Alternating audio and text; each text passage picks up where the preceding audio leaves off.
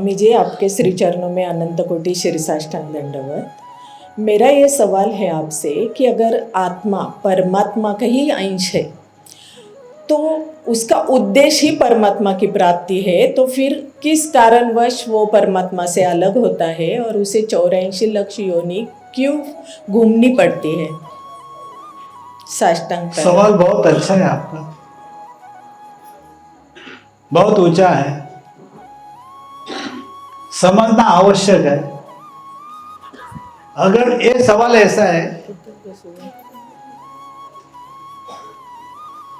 आत्मा अगर परमात्मा का ही अंश है और आत्मा को परमात्मा को ही प्राप्त करना है, तो हमें 84 लाख योनि क्यों घूमना पड़ता है? बराबर है, 84 लाख योनि क्यों घूमनी पड़ती है?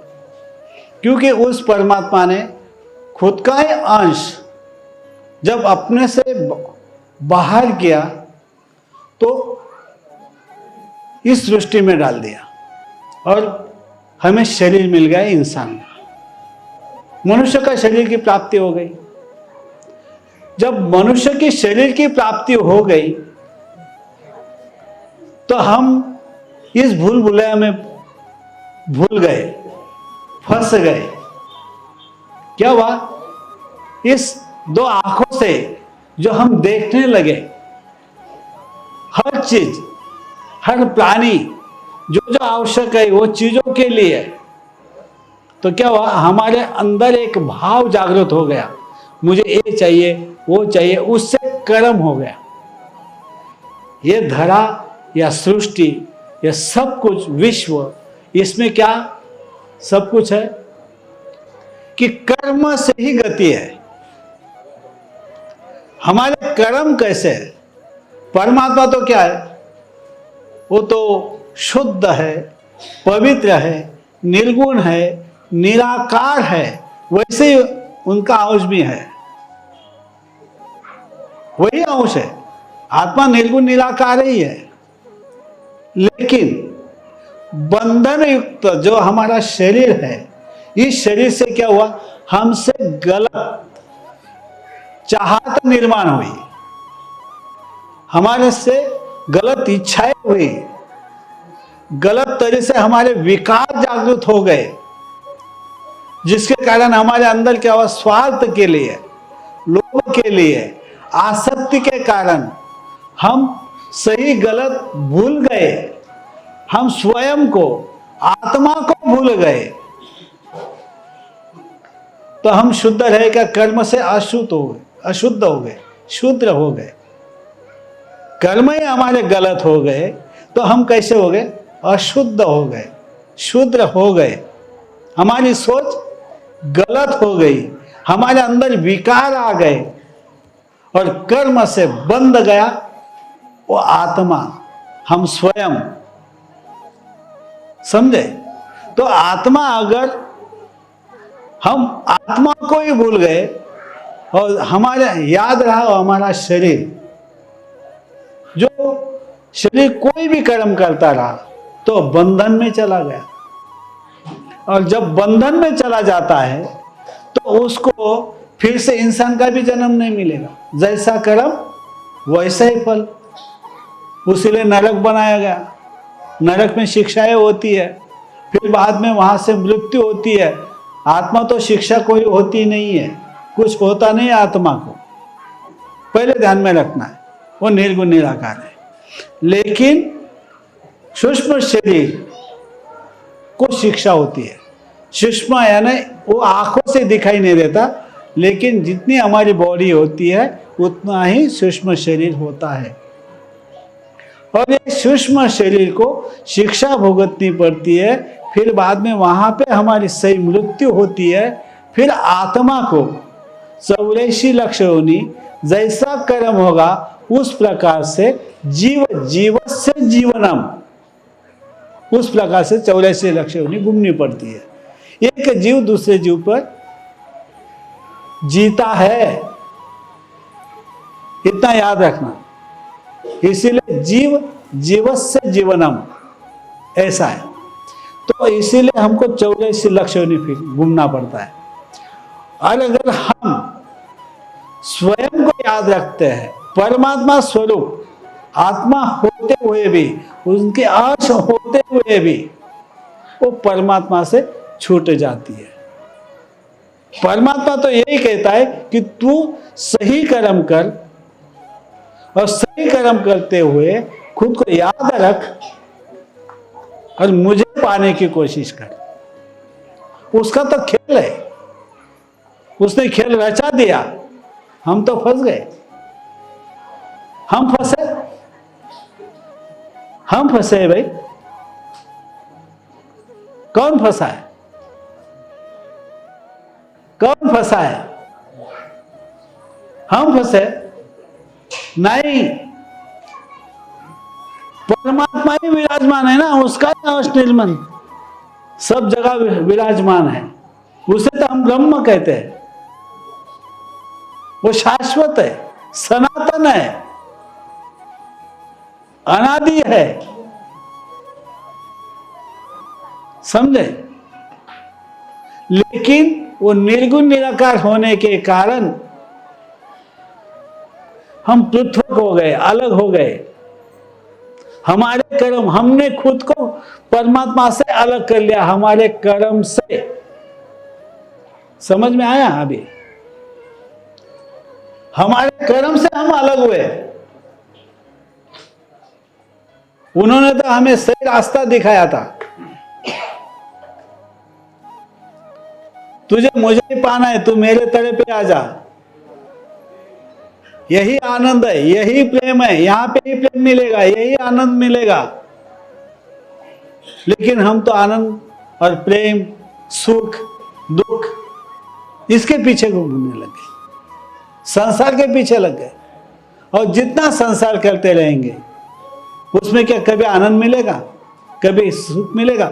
सुख मिला तो उसके बाद तुरंत दुख आता है, दुख मिला तो उसके बाद तुरंत सुख आता है। और हमेशा तो ऐसा ही होता रहे, सुख आया दुख आया, सुख आया दुख आया।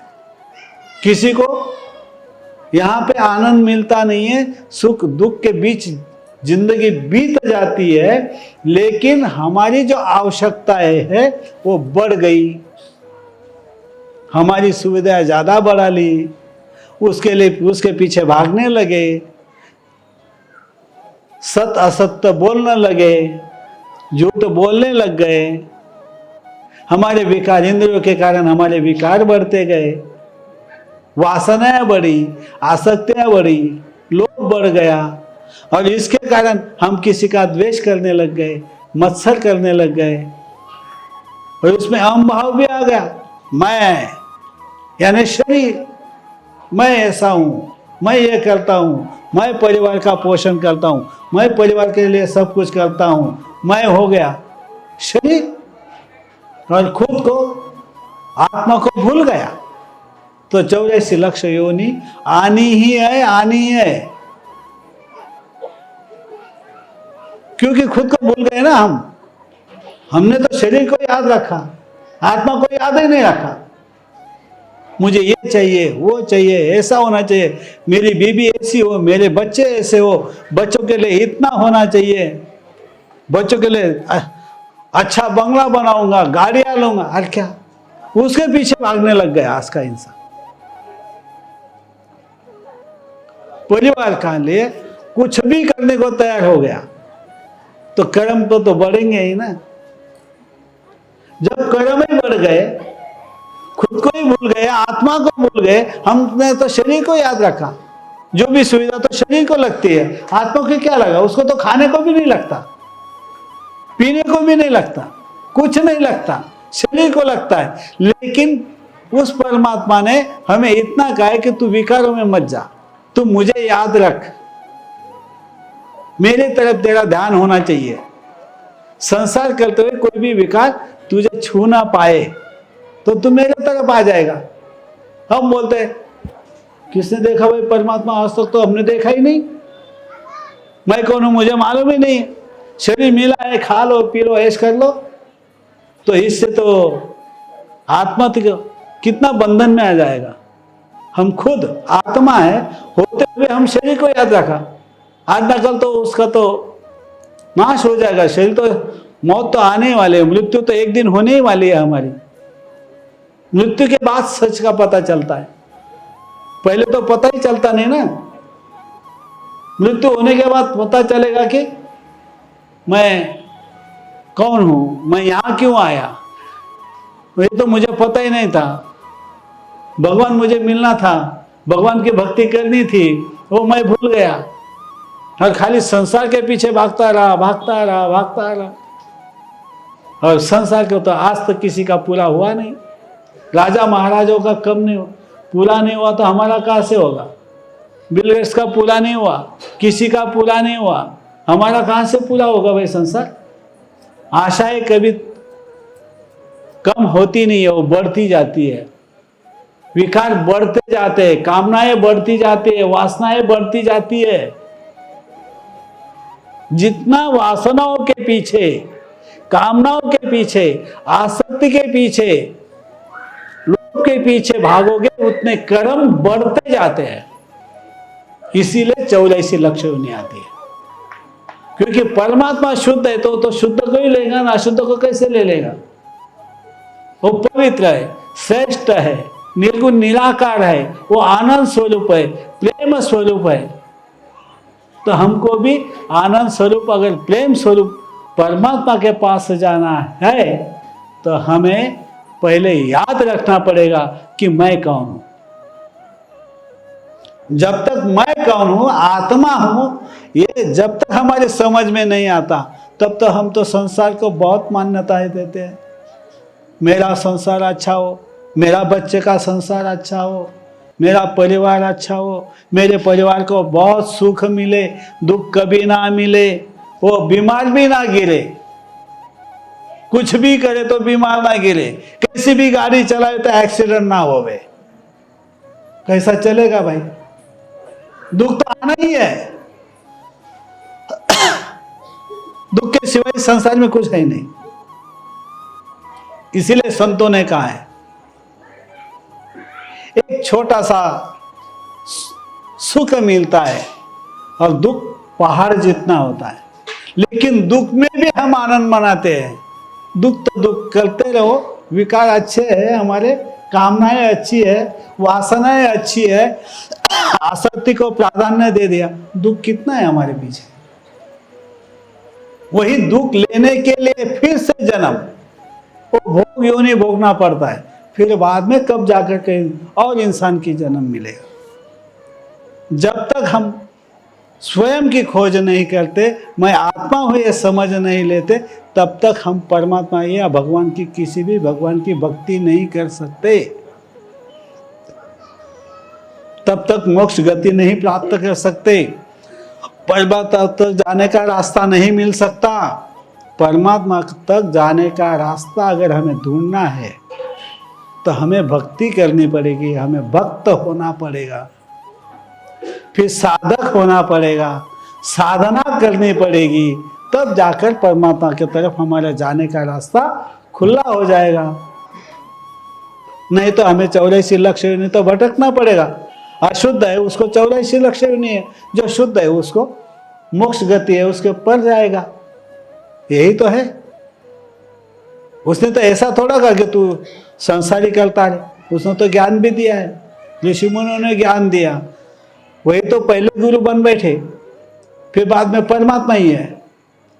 वही तो गुरु परंपरा चल रही सब तरफ। और क्या है संसार में, हमें अगर स्वयं को जानना है, परमात्मा तक जाना है, तो संसार में जो 84 लक्ष्य उन्हें मिटाना है, तो भगवान की भक्ति करनी पड़ेगी, भक्त बनना पड़ेगा, फिर साधक बनना पड़ेगा, फिर साधना करनी पड़ेगी। साधक बनने के बाद साधना होगी। साधना करता है वो साधक। साधना करने के लिए इच्छा तैयार, जो हमारे मन के अंदर तैयार हो जाती है, वही इच्छा साधना करा लेती है और हम साधक बन जाते हैं। जब साधक बन गए तो साध्य हो जाता है। जो हमें साध्य करना है उस परमात्मा को देखना है, आत्मा को देखना है, मोक्ष को जाना है, तब जाता है।